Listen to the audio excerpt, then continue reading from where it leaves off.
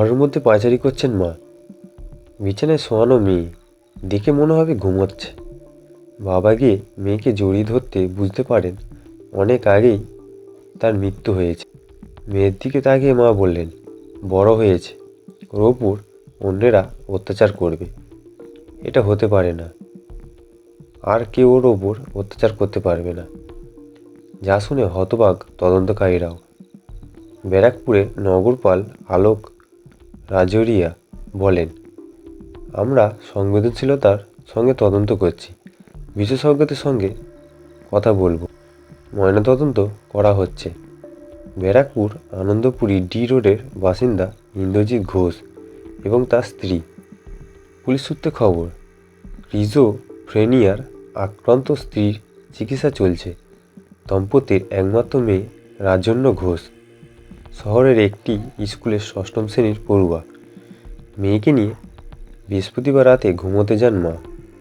শুক্রবার দুপুর গড়িয়ে গেলেও দরজা খোলেনি। ডেকে সাড়া পায়নি ইন্দ্রজিৎও। প্রতিবেশীরাও বিস্তার চেষ্টা করে দরজা খোলাতে পারেন। পরে পুলিশকে ডাকেন। টিটাগড় থানা পুলিশ একতলা দরজা ভেঙে ভেতরে ঢোকে। ততক্ষণে সব শেষ। দীর্ঘ সময় রাজন্যার মায়ের সঙ্গে কথা বলে ঘটনা বিষয় জানার চেষ্টা করেন তদন্তকারী। রাতে মাকে গ্রেপ্তার করা হয়। পুলিশের প্রাথমিক অনুমান, শেষ রাতে ঘুমন্ত কন্যার গলা টিপে মেরে ফেলেছেন মা।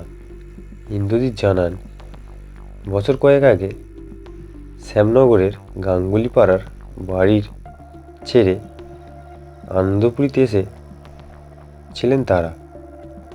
স্ত্রীর অস্বাভাবিক আচরণ করলেও মেয়েকে আগলে রাখতেন। মেয়ের সামান্য শরীর খারাপ করলেও ব্যাকুল হয়ে পড়তেন। বিশ্বাস করতে পারছি না, এমন কি করে সম্ভব। প্রতিবেশীরা জানান, টিভিতে নিয়মিত আরজিকর কাণ্ডের খবর দেখতেন রাজন্যার মা। মনোবিদ কৌস্তম চক্রবর্তী বলেন, এই ধরনের রোগীর মধ্যে নিরাপত্তাহীনতা কাজ প্রতিনিয়ত। নিজের যা কিছু তা হারানোর ভয় তাড়িয়ে বেড়ায়। অসুস্থ মানুষকে ভাবাচ্ছে দ্রুত বদলে যাওয়ার সামাজিক ঘটনাগুলো। সেখানে স্কিজোফ্রেনিয়ার আক্রান্ত রোগীর মধ্যে এর মারাত্মক প্রভাব পড়ে। দেখতে হবে অভিযুক্ত নিয়মিত ওষুধ খাচ্ছেন কি না। তার সাইকোলজিক্যাল অটোপিক্স করা দরকার। তবে কি ঘটেছে তা জানতে পারে। ভিডিওটি ভালো লেগে থাকলে লাইক দিন, শেয়ার করুন এবং চ্যানেলটিকে সাবস্ক্রাইব করতে ভুলবেন না।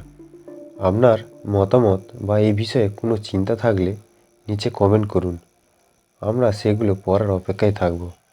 সতর্ক থাকুন, সচেতন থাকুন এবং সবার জন্য একটি নিরাপদ সমাজ গড়ে তুলুন।